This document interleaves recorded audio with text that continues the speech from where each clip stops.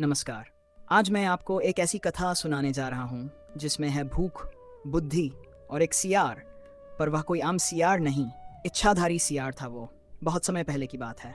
उत्तर भारत के एक छोटे से गांव में एक जुलाहा रहता था। नाम था कमलू जुलाहा। दिन भर करघे पर कपड़ा बुनता और शाम को थककर घर आकर खिचड़ी पकाता। पर कमलू की किस्मत में चैन कहाँ। हर रात जब उसकी खिचड़ी तैयार होती, कहीं से एक सियार की आवाज आती।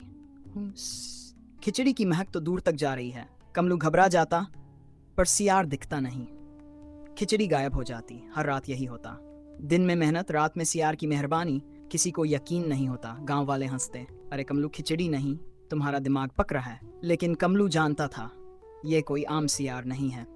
एक दिन उसने तय किया, अब नहीं सहूंगा, आज मैं उस सियार को पकड़ कर ही रहूंगा। उस रात खिचड़ी पक रही थी, लेकिन इस बार खिचड़ी में उसने अलसी का तेल, मिर्च, प्याज और भांग का पत्ता डाल दिया। जो भी खाए वो सीधे बेवश हो जाए। रात होते ही वही आवाज आई, खिचड़ी, और छपाक से खिचड़ी गायब। कमलू ने झरोखे से झांका तो देखा कि एक चमकता हुआ सफेद रंग का सियार, लंबी पूंछ, नीली आंखें लिए चुपचाप बैठा खिचड़ी खा रहा था। वो सियार इच्छाधारी था। हर दिन रूप बदलता, कभी बच्चा बनकर, कभी साधु बनकर गांव में घूमता। लेकिन आज खिचड़ी खाते ही उसकी आंखें घूम गईं। सियार झूमने लगा, नाचने लगा और फिर एक पहाड़ी की ओर भाग गया। कमलू पीछा करता गया। पहाड़ी पर पहुंचते ही कमलू ने देखा, वह सियार अब इंसान बन चुका था। एक वृद्ध, ध्यानमग्न तपस्वी की तरह बैठा हुआ। उसकी आंखें बंद थीं। कौन हो तुम?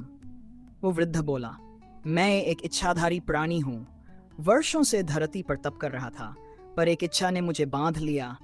खिचड़ी की वो महक, वो मुझे छोड़ती ही नहीं थी। कमलू अवाक रह गया। वृद्ध ने कहा, तेरी खिचड़ी ने मेरी परीक्षा पूरी की। अब तू जो मांग ले वह तुझे मिलेगा। मुझे कुछ नहीं चाहिए, बस मेरी खिचड़ी कोई न चुराए। वृद्ध मुस्कुराया और कहा, तेरी खिचड़ी अब संसार की सबसे पवित्र खिचड़ी कहलाएगी। जो भूखा है तृप्त करेगी, जो स्वार्थी है उसे सबक देगी, और जो हंसता है उसे भी कभी भूख लग सकती है। और इतना कहकर वो इच्छाधारी सियार अदृश्य हो गया। आज भी उस गांव में कहते हैं, कमलू जुलाहा की खिचड़ी में स्वाद नहीं, कहानी पकती है। और जब भी किसी को बिना मेहनत के कुछ चाहिए होता है, गांव वाले हंसकर कहते हैं, जाओ इच्छाधारी सियार से मांग लो। सीख, जो चीज दिखती नहीं वह झूठ नहीं होती। हर मजाक में कभी न कभी सच्चाई उतर आती है, और जो सबके लिए पकाता है वही सबसे बड़ा तपस्वी होता है। अगर आपको ये कहानी दिल से लगी हो तो कमेंट करें, खिचड़ी में रहस्य था। और ऐसी ही विचित्र, हास्य और रहस्यमयी कहानियों के लिए चैनल वास्तु शक्ति को जरूर सब्सक्राइब